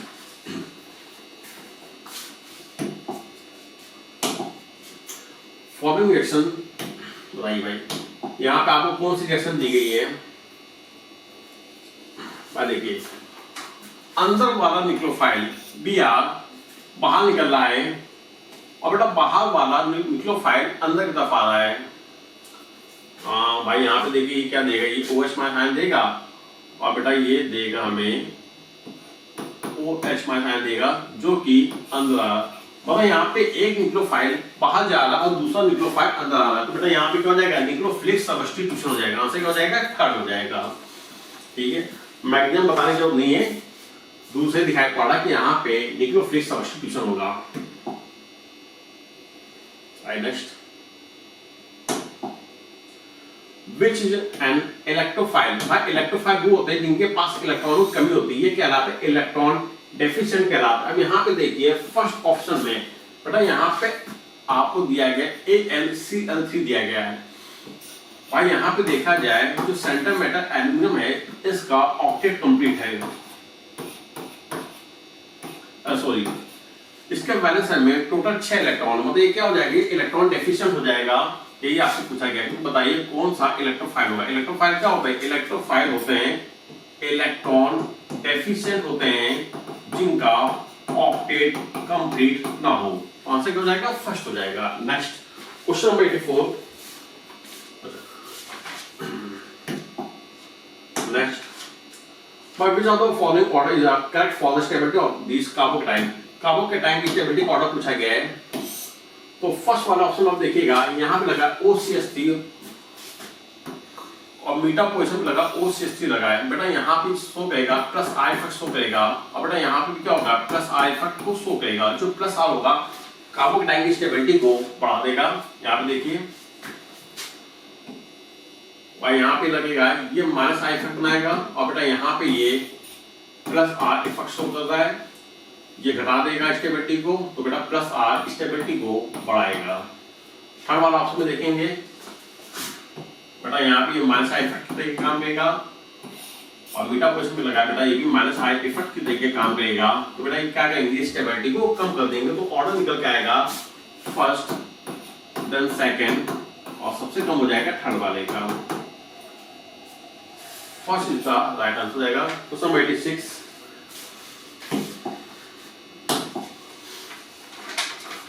HBr react with the under anhydrous condition at a room temperature to give। आइए भाई यहाँ पे आपको HBr दिया गया और साथ में आपको दिया गया रूम टेम्परेचर दिया गया है। भाई यहाँ पे कार्बन टू कार्बन आपको डबल बॉन्ड दिए गए हैं और carbon to carbon double bond दिया गया है और साथ में आपको HBr दिया गया in presence of a temperature. तो बेटा वहां पे क्या होगा, वहां पे फ्री रेड का एडिशन होगा। सबसे पहले क्या होगा कि पाई बॉन्ड टूटेगा और पाई बॉन्ड टूटेगा तो यहाँ पे आप मोर स्टेबल फ्री रेड का तो फॉर्मेशन करेंगे। भाई यहाँ हुआ क्या कि पाई बॉन्ड टूटा, यहाँ पे होमोलिसिस होगा, ये इलेक्ट्रॉन वाला कार्बन लेके अलग हो जाएगा और बेटा ये इलेक्ट्रॉन ये कार्बन लेके अलग हो जाएगा। ठीक है, अब हमें यहाँ पे करना क्या है, यहाँ पे आपको करना है कि मोर स्टेबल फ्री रेडिकल का फॉर्मेशन करना है। जब आप HBr को रूम टेम्परेचर पे लेके जाओगे तो बेटा ये यहाँ पे होमोलिटिक होगा, Br अपने इलेक्ट्रॉन को लेकर अलग हो जाएगा और हाइड्रोजन अपने इलेक्ट्रॉन को लेकर अलग हो जाएगा। ठीक है, अब सेकंड स्टेप में होगा क्या कि सेकंड स्टेप में बेटा यहाँ पे हाइड्रोजन आके अटैक करेगा। अब हमें यहाँ पे क्या बनाना है, यहाँ पे हमें बनाना है मोर स्टेबल फ्री रेडिकल का फॉर्मेशन करना है। भाई मोर स्टेबल फ्री रेडिकल कब बनेगा, अगर ये वाला हाइड्रोजन यहाँ पे जुड़ जाए। आइए बना के दिखा देते हैं।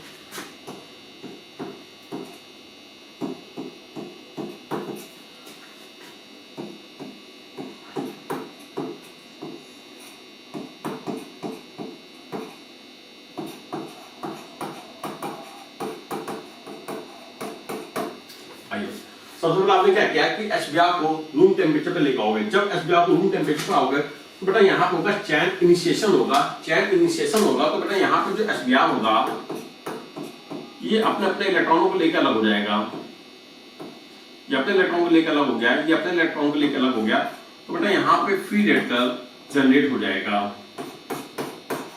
अच्छा भाई, सेकंड स्टेप में क्या होगा कि इन दोनों कार्बन पे जो पाई बॉन्ड है यहाँ पे होमोडेटिक फिजन होगी और बेटा दोनों अपने अपने इलेक्ट्रॉन को लेकर अलग हो जाएंगे इस प्रकार से। इस पे आगे एक फ्री रेडिकल आ जाएगा और इस वाले कार्बन पे एक फ्री रेडिकल आ जाएगा। ठीक है, अब हमें यहाँ पे क्या बनाना, हमें यहाँ पे बनाना मोर स्टेबल फ्री रेडिकल को बनाना पड़ेगा। तो बेटा यहाँ पे क्या होगा कि जो H फ्री रेडिकल होगा ये टर्मिनल वाले कार्बन पे अटैक करेगा, तो बेटा यहाँ पे बन जाएगा मोर स्टेबल फ्री रेडिकल का फॉर्मेशन हो गया। तो सबसे पहले आप क्या कहेंगे, सबसे पहले आप यहाँ पे मोर स्टेबल फ्री रेडिकल बनाएगा। अब देखिए मोर स्टेबल फ्री रेडिकल कैसा होगा भाई, ये आपका sp2 सिस्टम है, ये कैसा है, ये आपका sp2 सिस्टम है। sp2 सिस्टम के बगल में है अल्फा कार्बन है और बेटा अल्फा कार्बन के पास अल्फा हाइड्रोजन होते हैं, तो इसके पास 3 अल्फा हाइड्रोजन है, तो बेटा ये बन गया मोर स्टेबल फ्री रेडिकल बन जाएगा। सेकंड स्टेप में क्या होगा कि Br फ्री रेडिकल आगे इस पर अटैक करेगा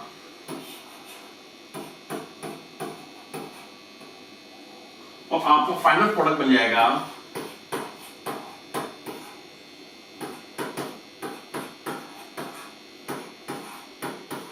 ये बन जाएगा। ठीक है, क्या समझ कर रहा है।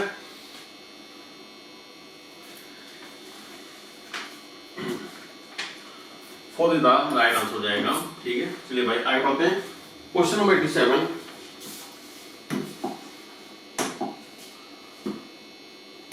D tartaric acid and L tartaric acid, भाई एक डेस्टो है दूसरा लिवो, अगर एक डेस्टो और दूसरा लिवो हो तो बेटा यहाँ पे क्या होगा, यहाँ पे बनेगा इनांशियोमर हो जाएगा। भाई एक डेस्टो है दूसरा क्या है लिवो, तो यहाँ पे इनांशियोमर का फॉर्मेशन होगा।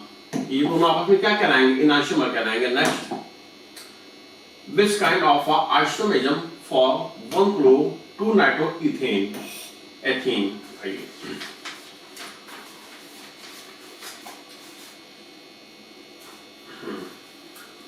1 chloro-2-nitroethane। सबसे पहले यहाँ पे क्या करेंगे, एथीन का फॉर्मेशन कर लेते हैं।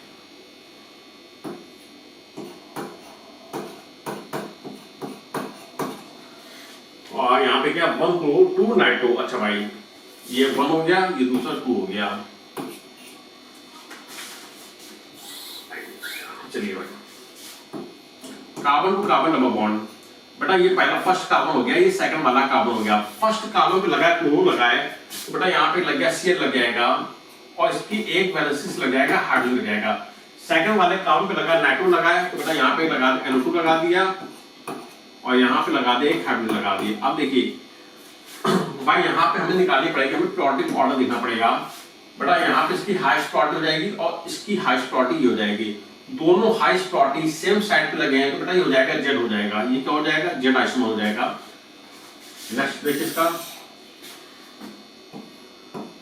अब हमने क्या किया, ओरिएंटेशन को चेंज कर दिया, ऊपर हाइड्रोजन कर दिया, नीचे NO2 को कर दिया। यहाँ पे सेम रहेगा, यहाँ पे सेम लगा दिया और यहाँ पे हाइड्रोजन लगा दिया। बेटा हाईएस्ट प्रोटीन अपोजिट साइड पे लगाया, तो बेटा ये हो जाएगा ई फॉर्म हो जाएगा। बता यहाँ पे जेड और ई दोनों ही फॉर्म होंगे, तो आंसर क्या हो जाएगा, EZ। ठीक है, यहाँ पे हो जाएगा EZ फॉर्म बनेगा। नेक्स्ट क्वेश्चन नंबर 89,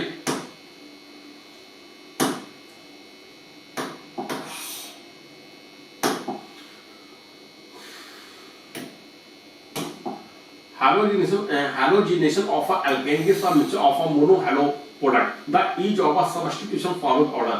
भाई जाहिर सी बात है यहाँ पे आपको स्टेबिलिटी देखनी पड़ेगी, तो स्टेबिलिटी सबसे ज्यादा होगी, सबसे ज्यादा स्टेबिलिटी होगी टर्शियरी, देन सेकेंडरी पे होती है, प्राइमरी पे होती है। तो आंसर क्या हो जाएगा इसका, second is the right answer हो जाएगा।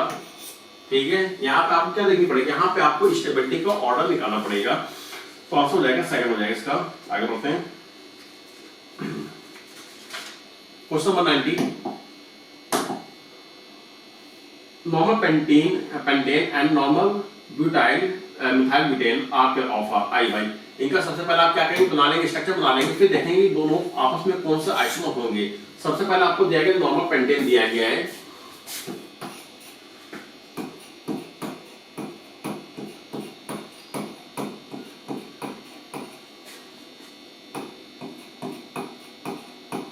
बताइए आपको दिया गया नॉर्मल पेंटेन दिया गया है।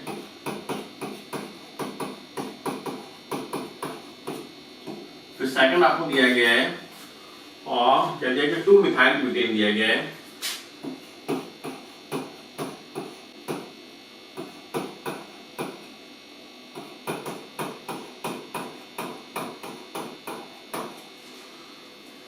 एक, दो, तीन, चार, प्लस का आयु किसने हो जाएगा 2 मिथाइल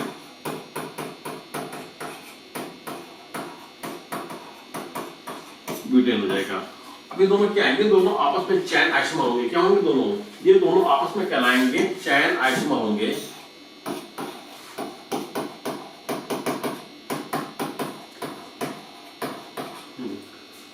अच्छा भाई, जो चैन आइसोमर होते हैं बेटा, एग्जाम्पल होते हैं स्ट्रक्चरल या कॉन्स्टिट्यूशनल आइसोमर कहलाते हैं। जो चैन आइसोमर होते हैं किसके एग्जाम्पल होते हैं, स्ट्रक्चरल या कॉन्स्टिट्यूशनल आइसोमर के एग्जाम्पल होते हैं। आंसर जाएगा 4 हो जाएगा। Next question number 91, which of the following conformation of a cyclohexane is the least stable? बेटा यहाँ पे आपसे सबसे least stable ये पूछा गया है, तो बेटा आंसर जाएगा हाफ चेयर। जो हाफ चेयर होता है कि सबसे least stable साइक्लोहेक्सेन होता है, आंसर जाएगा फर्स्ट हो जाएगा।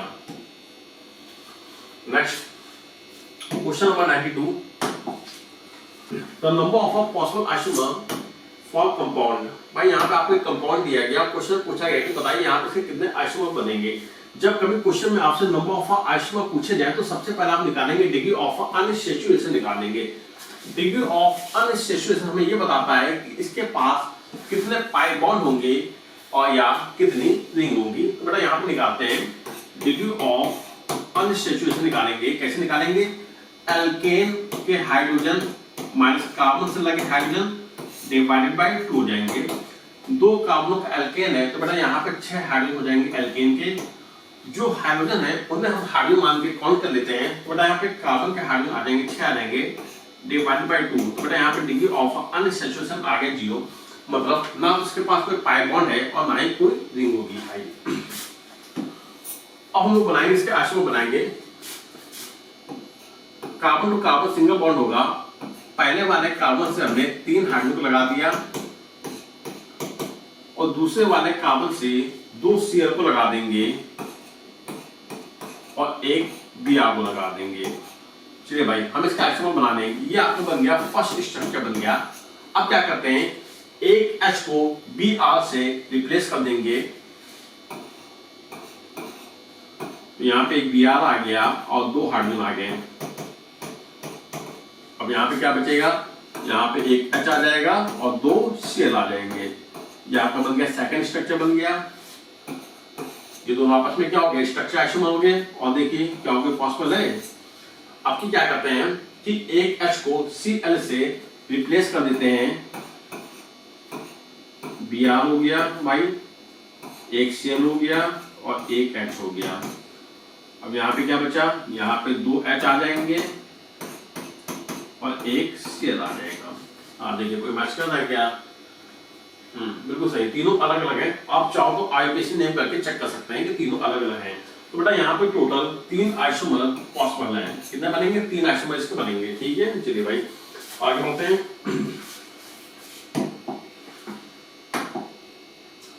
Which of the following represent active form of ethane? Question बताना है कि बताइए यहाँ पे कौन सा एक्टिव फॉर्म में होगा। जब कभी आपको 100 हॉर्स पोजीशन दिया जाए और वहां पे आपसे एक्टिव पूछा जाए तो आप सिंपली वहां पे क्या करेंगे कि आप वहां पे देखेंगे प्लेन ऑफ सिमेट्री पास हो रही क्या। जहां कहीं प्लेन ऑफ सिमेट्री पास होगी वो कहलाएगा फुली एक्टिव कहलाएगा। आप सेकंड वाला ऑप्शन देखेंगे कि यहाँ पे प्लेन ऑफ सिमेट्री पास हो रही है। अगर प्लेन ऑफ सिमेट्री पास हो रही है तो बेटा हो जाएगा फुली एक्टिव हो जाएगा। कौन से क्या हो जाएगा, सेकंड हो जाएगा। नेक्स्ट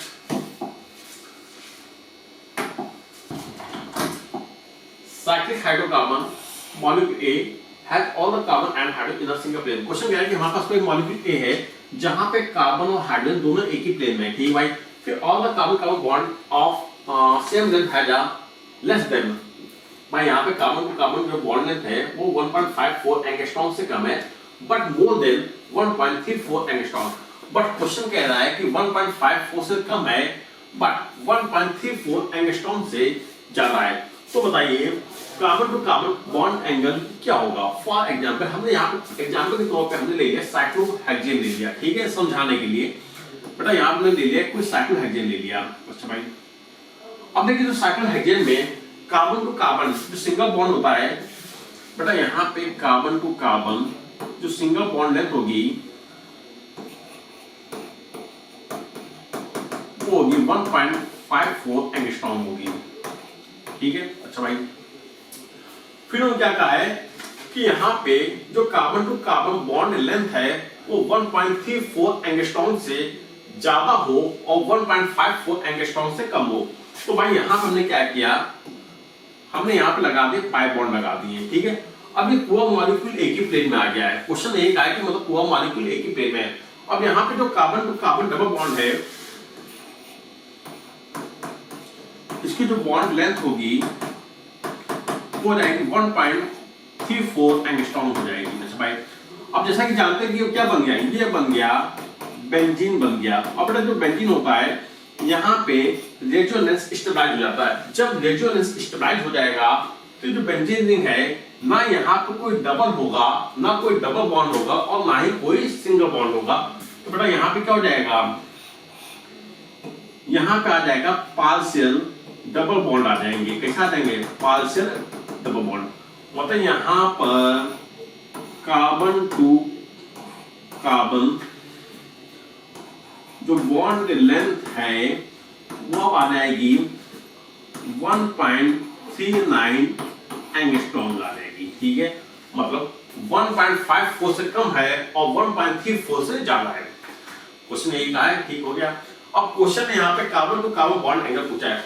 अरे भाई यहाँ पे कार्बन टू कार्बन जो बॉन्ड एंगल होगा बेटा, यहाँ पे कार्बन के जो हाइब्रिडाइजेशन होगा वो होता है sp3 होता है, क्या हो जाएगा, सॉरी sp2 हो जाएगा। तो बेटा यहाँ पे जो बॉन्ड एंगल होगा 120 डिग्री हो जाएगा, ठीक ना भाई। यहाँ पे carbon to carbon bond angle कितना होगा, 120 होगा। इसका हाइब्रिडाइजेशन क्या होगा, इसका हाइब्रिडाइजेशन होगा sp2 होगा और sp2 का जो बॉन्ड एंगल होगा वो 120 होता है, क्योंकि यहाँ पे इसने 3 सिग्मा बॉन्ड और 1 पाई बॉन्ड बनाए होंगे। तो हाइड्रोजन क्या होगा, sp2 होगा। आंसर क्या हो जाएगा, 4 हो जाएगा।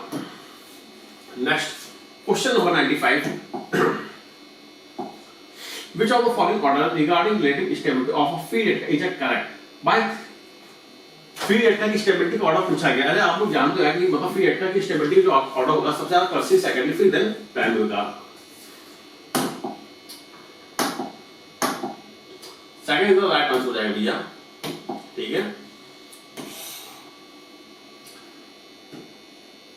हाइपर कॉन्जुगेशन के इफेक्ट, हाइपर कॉन्जुगेशन के द्वारा देखेंगे तो यहाँ पे जो फ्री रिएक्टर की स्टेबिलिटी का जो ऑर्डर होगा सबसे ज्यादा होता है टर्शियरी, देन सेकेंडरी, फिर होता है प्राइमरी होता है। तो आंसर क्या हो जाएगा, सेकंड हो जाएगा। Next question number 96, the presence of a hydrogen in an organic compound is detected by you.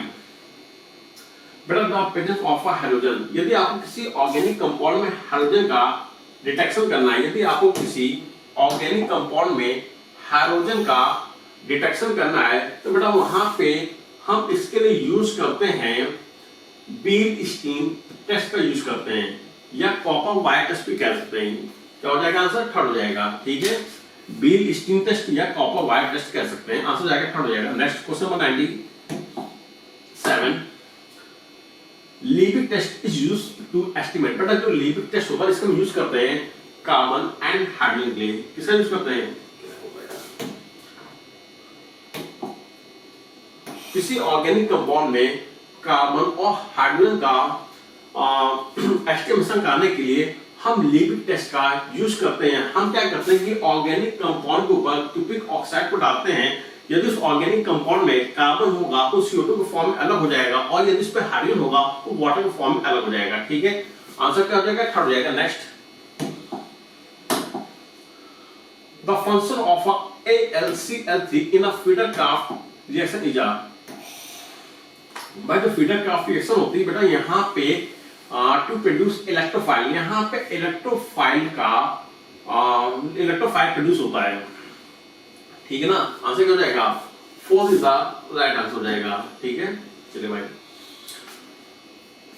चलिए दिखा देते हैं। मान लो फीडरक्राफ्ट रिएक्शन, भाई मान लो कि यहाँ पे आपने कोई एल्किल हैलाइड ले लिया अब बेटा उसको आपने डाला लुईस एसिड AlCl3 को डाला, ये बेटा क्या होगा, ये होते हैं लुईस एसिड होते हैं जो कि इलेक्ट्रॉन डेफिशिएंट होते हैं। ये अपना ऑब्जेक्ट पूरा करने के लिए बेटा क्या करेंगे कि इस हाइड्रोजन पे अटैक करेंगे और यहाँ से हाइड्रोजन अलग हो जाएगा, तो बेटा इस कार्बन पर आएगा पॉजिटिव चार्ज आएगा और यहाँ पे आपका इलेक्ट्रोफाइल जनरेट हो जाएगा। ठीक है, कौन से का हो जाएगा, फोर्थ हो जाएगा। Next question number 99, the following compound will undergo electrophilic substitution more readily than benzene. भाई आंसर लगाएंगे, इसके लिए आप फर्स्ट लगाएंगे the following compound will undergo electrophilic substitution. भाई यहाँ पे इलेक्ट्रोफाइल आके अटैक करेगा, अगर इलेक्ट्रोफाइल आके अटैक करेगा, यदि वहां पे आपने कोई नाइट्रोबेंजीन लगा दिया है तो जाहिर सी बात है कि वहां पे इलेक्ट्रोफिलिक सब्स्टिट्यूशन के प्रति जो रिएक्टिविटी होगी वो क्या हो जाएगी, इंक्रीज कर जाएगी। आंसर क्या हो जाएगा, फर्स्ट हो जाएगा।